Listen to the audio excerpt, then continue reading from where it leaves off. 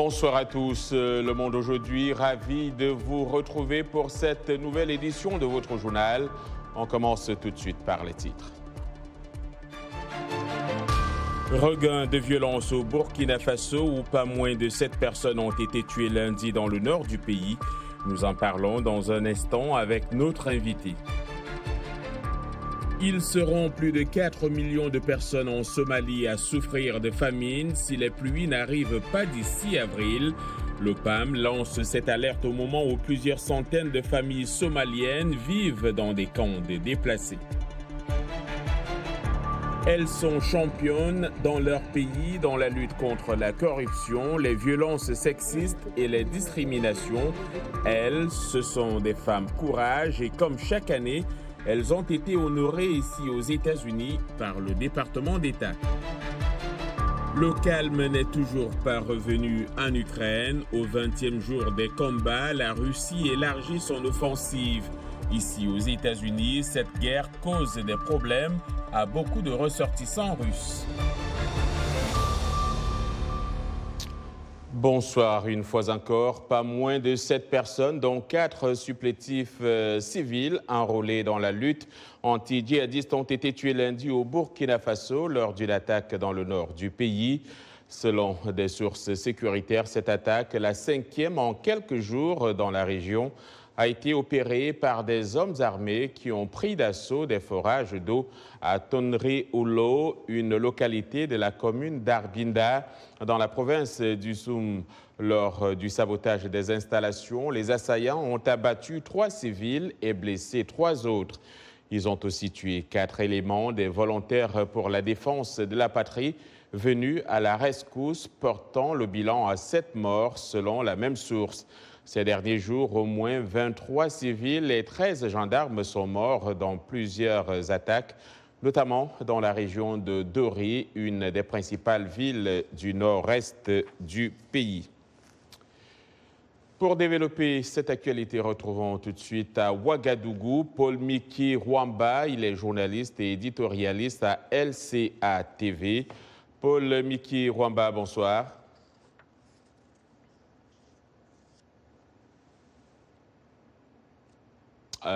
Paul Miki, bonsoir. On semble avoir quelques soucis avec le son. Voilà, donc on va revenir sur cette actualité. Allons tout de suite au Gabon. L'annonce de la candidature d'Ali Bongo Ondimba à la présidentielle de 2023 suscite les réactions à Libreville. Elle est jugée hâtive et révèle de la fébrilité du pouvoir selon une partie de l'opposition. Mais pour l'opinion publique, la volonté du président gabonais de briguer un 3e mandat à la tête du pays est tout sauf un mystère depuis qu'il se relève de son accident vasculaire cérébral. Je vous propose de suivre ces quelques réactions recueillies par Ismaël Obianzé, notre correspondant à Libreville. Oui, en réalité, ce n'est pas une surprise. Les textes du Parti démocratique gabonais sont très clairs. Le président du parti est le candidat naturel du parti à l'élection présidentielle. En réalité, il y a plusieurs mois, lorsque le président a donné sa première interview au Panafricain Jeune Afrique, il avait quasiment annoncé sa candidature, d'autant qu'il avait précisé qu'il était plus en forme qu'avant et que de toutes les manières, il sera là en 2023 et même au-delà. Donc on devrait déjà y voir l'annonce du président de se porter candidat alors qu'il y avait de nombreuses spéculations sur cette question. Moi je dirais tout simplement que c'est un citoyen comme tout autre. Hein. Il a le droit de le dire, de se présenter à nouveau. Maintenant, seules les urnes parleront. Ouais. Le chef d'État, c'est ce qu'il fait, c'est ce qu'il dit, parce que au-delà des préjugés, il est le seul à véritablement dire aux Gabonais s'il était capable ou pas. Alors, lui-même, il a fait la déclaration, donc on se entend qu'il est apte à poursuivre, sinon à parachever ce qu'il a commencé. C'est mon homme lavé. En Somalie, des millions de personnes vivent dans un camp pour familles déplacées dans la région de Baradere, dans le sud du pays. Des enfants affamés et des parents désespérés ont fui la grave sécheresse qui sévit dans le pays. Selon le Programme alimentaire mondial des Nations Unies, plus de 4,1 millions de personnes auront du mal à trouver de la nourriture en Somalie si les pluies n'arrivent pas d'ici avril. C'est un récit de Blanche Sanou. Pas de traces de pluie dans la ferme de Habiba Mao Iman, dans le sud de la Somalie, depuis 2 ans. Ces animaux sont morts, ces récoltes ont échoué. À 61 ans, elle fait partie des milliers de personnes qui demandent de l'aide à la périphérie de la ville de Baradere. Personne ne nous aide, nous n'avons pas de nourriture, nous n'avons pas d'eau, nous n'avons même pas de vêtements et pas de bâches en plastique pour nous abriter. Nous avons fui la sécheresse et je suis ici depuis 158 jours sans nourriture ni abri pour les enfants. Chaque jour, je sors et je frappe dans les maisons de la ville pour mendier afin que mes enfants puissent manger. La Somalie a connu une série de sécheresses catastrophiques au cours de la dernière décennie. Au chevet de son fils malade, Abdoulaye Mohamed a voyagé en charrette pendant 6 jours pour se rendre au camp de Baradere qui malheureusement est en proie à une épidémie de rougeole. Mon fils a la rougeole et souffre de malnutrition. Je suis ici avec ma femme et 2 autres enfants dans le camp également atteints de rougeole. J'ai perdu une de mes filles qui est morte de cette maladie dans le camp de déplacés. Si les promesses de pluie ne se matérialisent pas, 1,4 million d'enfants de moins de 5 ans souffriront de malnutrition aiguë d'ici la fin de l'année selon le PAM. La situation de la sécurité alimentaire est si mauvaise, ces gens ont tout perdu, que ce soit en agriculture ou l'élevage. Ils ont un besoin urgent de nourriture, d'abri, d'eau et de soins de santé. La majorité d'entre eux sont des femmes et des enfants. En février dernier, le groupe d'experts intergouvernemental sur l'évolution du climat de l'ONU a déclaré que les vagues de chaleur, les sécheresses et les précipitations extrêmes deviendraient plus fréquentes au cours des prochaines décennies. Le correspondant du New York Times au Zimbabwe, Jeffrey Moyo, accusé d'avoir aidé des journalistes étrangers à obtenir de fausses accréditations et dont les avocats avaient demandé la relaxe, va finalement être jugé fin avril. L'annonce a été faite par la justice ce mardi. Le magistrat a rejeté la demande des avocats du pigiste zimbabwéen de 37 ans, affirmant que l'État avait fourni suffisamment d'éléments à charge. L'affaire doit désormais être jugée lors d'un procès en bonne et due forme où M. Moyo devra présenter des témoins. Il est accusé d'avoir obtenu des fausses accréditations pour 2 autres journalistes du New York Times pour un reportage d'1 semaine dans le pays. Le sort de l'Ukraine est au cœur des discussions. Un groupe de sénateurs bipartisans s'est rendu en Pologne et aujourd'hui, les premiers ministres polonais, tchèques et slovènes ont fait le déplacement à Kiev. Les délégations russes et ukrainiennes ont repris leur pourparlers ce matin. Et le président ukrainien Volodymyr Zelensky dit espérer rencontrer le président Vladimir Poutine très prochainement après une embellie ce week-end lorsque les 2 parties se sont montrées plus optimistes. Le dossier ukrainien est abordé sur tous les fronts et par différents acteurs mondiaux de Johannesburg à Pékin. Dans ce reportage, Anita Powell, correspondante de la VOA à la Maison-Blanche, nous en dit plus sur le rôle de la Chine et les derniers développements. C'est un récit de Dili Diko. Alors que les troupes russes continuent leur offensive en Ukraine, cet hôtel de Rome, en Italie, semble être l'un des derniers fronts dans la lutte sur le sort des Ukrainiens.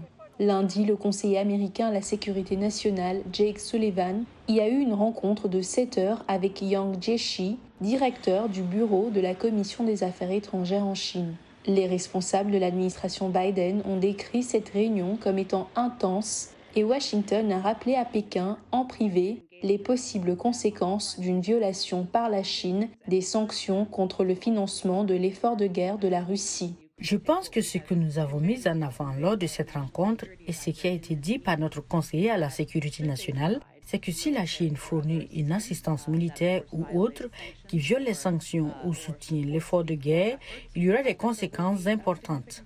En ce qui concerne les détails, nous nous coordonnerons avec nos partenaires et alliés pour prendre cette décision.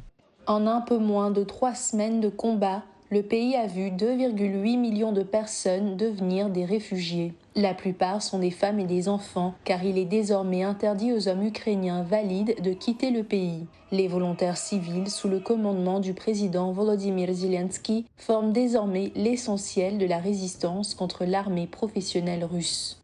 Les États-Unis ont fait savoir qu'ils n'enverront pas de troupes en Ukraine. Washington a rejeté les appels de Zelensky pour l'établissement d'une zone d'exclusion aérienne en Ukraine et refusé la proposition polonaise d'envoyer des avions de combat en Ukraine.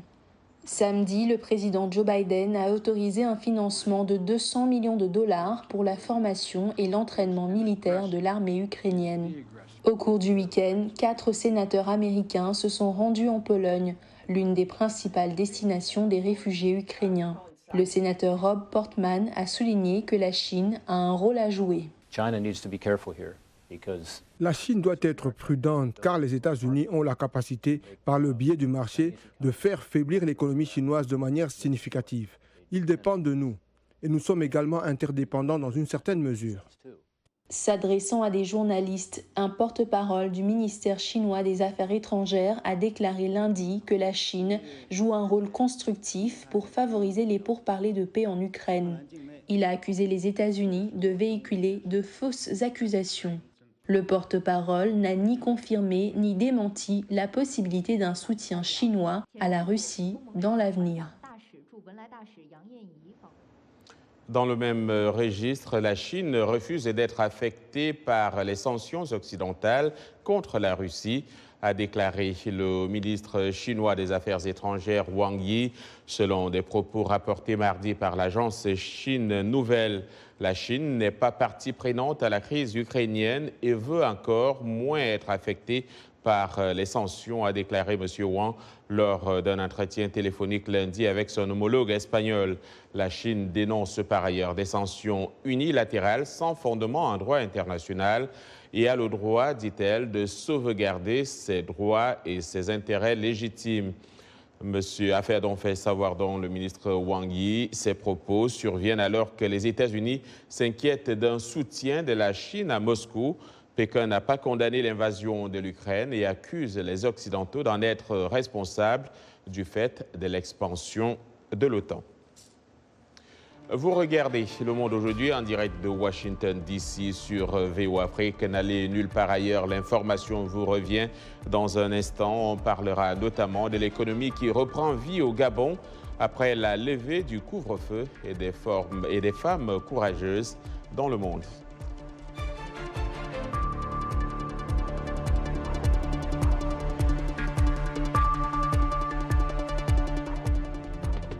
La saison 2 de la Basketball Africa League est là. Après une saison inaugurale historique, 12 champions nationaux de tout le continent sont prêts à concourir pour la saison 2022. Du 5 mars au 28 mai, branchez-vous et suivez la balle sur la voie de l'Amérique. 54 pays, 12 équipes, un continent, mais un seul champion. À vous de jouer. Vous suivez Le Monde aujourd'hui, un programme de VOA Afrique. Merci de nous rejoindre pour cette seconde partie. Nous émettons en direct de Washington, D.C. Le Gabon sort de 2 années de couvre-feu, 2 années de restrictions sanitaires très éprouvantes pour les populations. Le pays avait sans doute l'un des dispositifs anti-Covid les plus sévères sur le continent. Port de masque obligatoire et un accès aux lieux publics conditionné par la présentation d'un test Covid ou d'un pass sanitaire. Bref, autant de mesures levées depuis mercredi dernier dans une annonce télévisée du chef de l'État, Ali Bongo Ondimba. Mais au lendemain de cette décision, la reprise des activités économiques n'est pas encore au rendez-vous. Le reportage de notre correspondant à Libreville, Ismaël Obionzi. Libreville se relève péniblement d'une longue et difficile période de couvre-feu assortie d'un ensemble de restrictions sanitaires. La pandémie de Covid-19 a bouleversé de façon extraordinaire la vie des citoyens, menaçant leur santé et désorganisant l'activité économique. Très prisé par les touristes, ce village artisanal du centre de la capitale gabonaise a depuis un an enregistré la faillite d'une dizaine de boutiques. Ouais, comme le box l'indique, box à louer, il y a une qui a dû partir sûrement. Lui, il est même reparti totalement. Il y a une dizaine de boutiques comme ça fermées. Il y a d'autres qui sont partis, il y a d'autres qui sont reconvertis. Des activités pas florissantes, mais bon, il n'avait pas le choix. Ibrahim vient de nous faire visiter quelques stands qui ont dû baisser les rideaux à cause de la rareté des clients. Il fait partie des exposants ayant fait preuve de résilience sur site au plus fort du confinement. Comme lui, plusieurs opérateurs du village artisanal voient jour après jour leur chiffre d'affaires dégringoler. Vous savez, quand le secteur touristique est florissant, tout le monde gagne. Mais quand il n'y a plus de vol, on a stoppé les vols un moment, ça nous a vraiment impacté. L'éveil du dispositif anti-Covid ne signifie pas grand-chose pour Alexandre Obian. Couturier, parmi les plus sollicités lors des cérémonies de mariage ou d'anniversaire, il a connu une traversée du désert pendant l'état d'urgence sanitaire. Les activités, mariages et autres, on a réduit cela à une très petite expression. Les gens qui préparaient le mariage avec beaucoup de commandes des habits et autres, avec le coronavirus lié aux mesures, ce n'est plus le cas.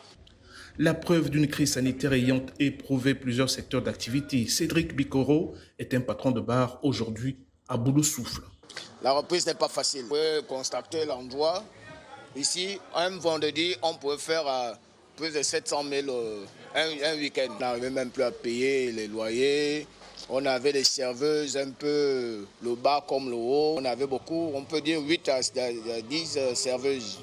Donc même les gérantes, on était obligé de renvoyer tout le monde. La suppression des contraintes sanitaires est certes saluée dans l'ensemble, mais les mesures adoptées par le Gabon au début de la pandémie ont davantage fragilisé son économie et provoqué la perte de plus de 12 000 emplois dans divers domaines, dont celui du pétrole, qui représente plus de 80% des recettes publiques de l'État. Ismaël Obianzé pour VOA Afrique, Libreville. Ici, aux États-Unis, la cérémonie de remise du prix international de la femme de courage, décerné par le département d'État américain, s'est tenue hier. 3 Africaines figurent parmi les 12 récipiendaires cette année. La Libérienne Fassia Boyeno-Harris, la Sud-Africaine Rochanda Pascoué et la Libyenne Jalal Mangouche. Chaque année, ce prix honore des femmes du monde entier pour avoir combattu la corruption, la violence sexiste et la discrimination et qui aident à bâtir des sociétés plus ouvertes et pacifiques. Catherine Gibson de la VOA nous en dit plus sur la 16e édition des International Women of Courage Awards. C'est un récit signé Jacques Aristide. Célébrer les femmes qui font preuve de bravoure et continuer à braquer les projecteurs sur les dangers auxquels elles sont confrontées aux 4 coins du globe. Quelques-uns des objectifs du prix de la femme de courage, remis cette année peu après la Journée internationale de la femme. L'occasion également d'évoquer la situation des Ukrainiennes. Des millions d'Ukrainiennes ont fui leur pays avec leurs familles et davantage sont restés pour aider leur pays à lutter contre la guerre non provoquée et injustifiée de la Russie. J'en ai vu beaucoup à la frontière avec la Pologne il y a à peine une semaine. Et c'est quelque chose qui reste ancré dans votre esprit et votre mémoire. Vous voyez des femmes traverser la frontière, des enfants avec elles, pour fuir l'agression russe. Les 12 femmes honorées cette année font toutes des efforts pour promouvoir la paix et la démocratie dans leurs pays respectifs. Les femmes de courage de cette année rendent notre monde plus pacifique, plus juste sur 4 continents. Elles s'attaquent à des défis complexes allant du crime organisé à la dégradation de l'environnement. Elles font progresser les droits des femmes, des filles, des LGBTQ ainsi que ceux de personnes et d'autres groupes marginalisés. Et malgré le harcèlement, la violence, l'emprisonnement, elles persistent. Parmi les femmes récompensées cette année, la militante libérienne des droits des femmes, Fassia Boyeno-Harris. Sa bravoure face à des contre-manifestants agressifs et aux forces de sécurité a été décisive lors d'une manifestation anti-viol de 3 jours en août 2020, ce qui a inéluctablement conduit le président George Weah à déclarer une urgence nationale et annoncer de nouvelles initiatives cruciales pour ce qui est de la protection des femmes au Libéria. Ces femmes ont redéfini le courage, estime Najla Mangouche, lauréate du prix. Elle est la première femme ministre des Affaires étrangères de la Libye. Pour Jill Biden, la première dame des États-Unis, raconter le courage de ces femmes fait avancer la cause féminine partout dans le monde. À toutes les femmes courageuses, celles qui luttent contre l'injustice en Amérique latine ou qui espèrent apprendre au Moyen-Orient, qui travaillent pour la démocratie et la stabilité en Europe, qui protègent leurs familles en Afrique subsaharienne ou qui s'élèvent contre la violence sexiste en Asie, nous continuerons à travailler avec passion et persévérance au nom du développement et la démocratie pour dire non à ceux qui souhaitent vous faire taire et nous raconterons vos histoires, même lorsque vous ne le pouvez pas. Plus de 167 femmes issues d'une dizaine de pays ont reçu le prix international de la femme de courage depuis 2007.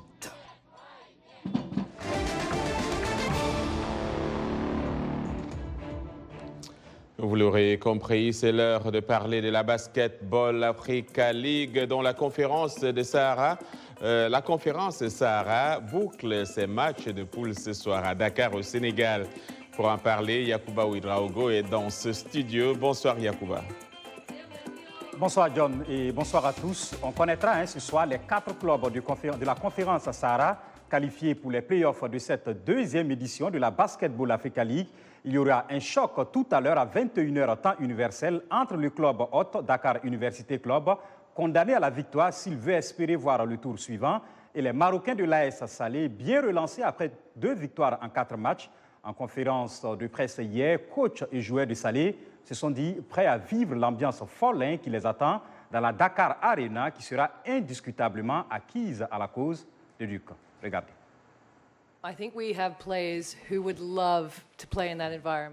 Je pense que nous avons des joueurs qui adoreront jouer dans cet environnement.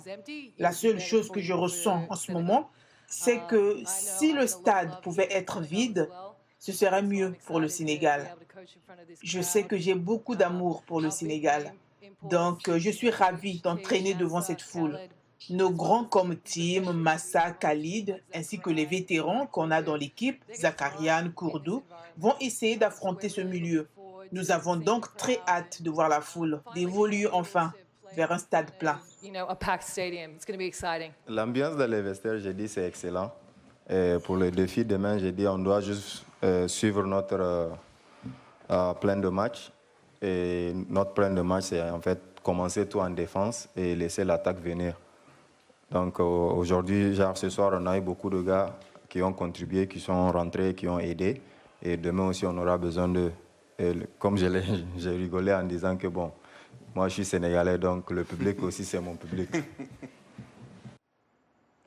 Justement, pour être proche de la qualification pour le tour suivant, les Marocains de l'AS Salé se sont imposés hier 91-81 devant Seydou Legacy Athletic Club de la Guinée. Les Guinéens comptent 2 victoires en 5 matchs et attendent l'issue des matchs de ce soir pour connaître leur sort. Victoire également hier dans un match palpitant pour Rwanda Energy Group, qualifié pour les playoffs devant les Tunisiens de l'US Monastir, aussi qualifiés. C'est la seule défaite des Tunisiens dans cette phase de poule. Nous revenons sur les temps forts de ces rencontres de lundi.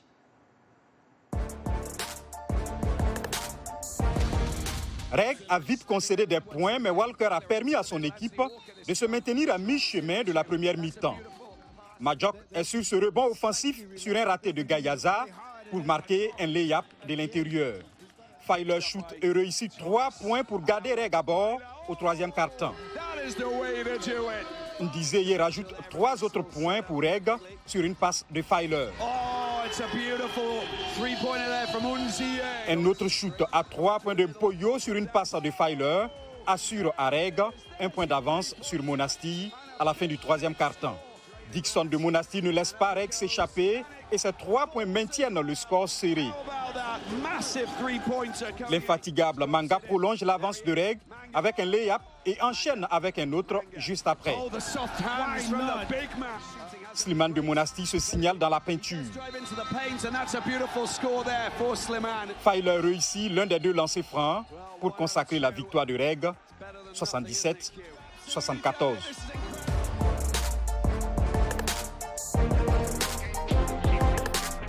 Slack est le premier à trouver le panier après cette tentative manquée d'Ogbekpa. Nzikor a suivi mais relâche le rebond. Stoglin de l'AS Salé récupère ce rebond dans le premier quart-temps et convertit en 2 points. Il maintient le rythme avec un shoot à 3 points qui permet de mener d'1 point d'écart. Mais Crawford du Slack répond avec un shoot à 3 unités. À 6 minutes de la fin de la première mi-temps, Kourdou trouve Stoglin qui réussit son exercice. Dans ce cafouillage, Mbaye inscrit 2 points précieux. En fin de troisième quart-temps, Stoglin trouve Azuka qui prolonge la balle pour Aruna, 3 points assurés. Aruna récidive peu après. Le scoreur se fait passeur pour Massa dans la raquette. L'AS Salé pousse son avance à 5. Le club marocain mène la course au 4e quart-temps lorsque Stoglin se montre généreux envers Aruna pour un lay-up portant leur avance à 9. Miller Junior du Slack perd le ballon au profit de Aruna de l'AS Salé qui trouve le buteur maison Stoglin. Ce dernier tente une passe à Massa mais est contré par Fofana de la Guinée. Anecdotique puisque Salé scelle le match avec 10 points d'écart.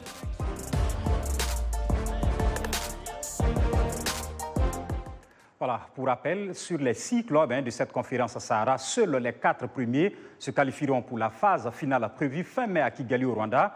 Nous ferons le point sur les clubs qualifiés et ceux éliminés, bien évidemment, de cette conférence Sahara demain. Au revoir. Au revoir, Yacouba Ouedraogo. Le Monde aujourd'hui, c'est la fin de cette édition.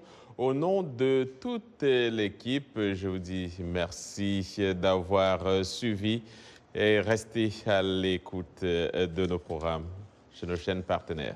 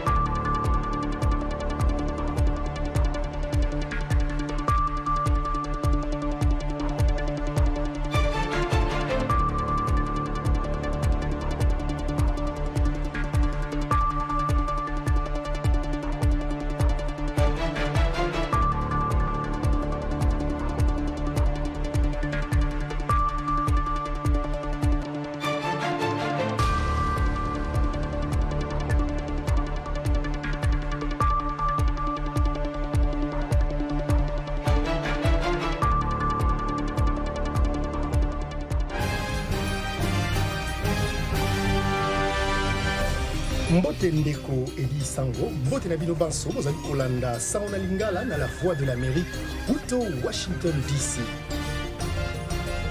Sango Mokili Lelo, c'est votre nouveau rendez-vous d'actualité en Lingala de la Voix de l'Amérique. Tous les jours, de lundi à vendredi, nous vous proposons 2 éditions d'actualité.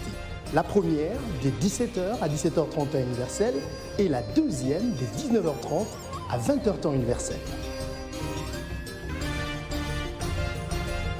Politique, société, culture, économie, sport. La rédaction Lingala de la Voix de l'Amérique vous donne rendez-vous pour décrypter l'actualité congolaise, africaine et du monde.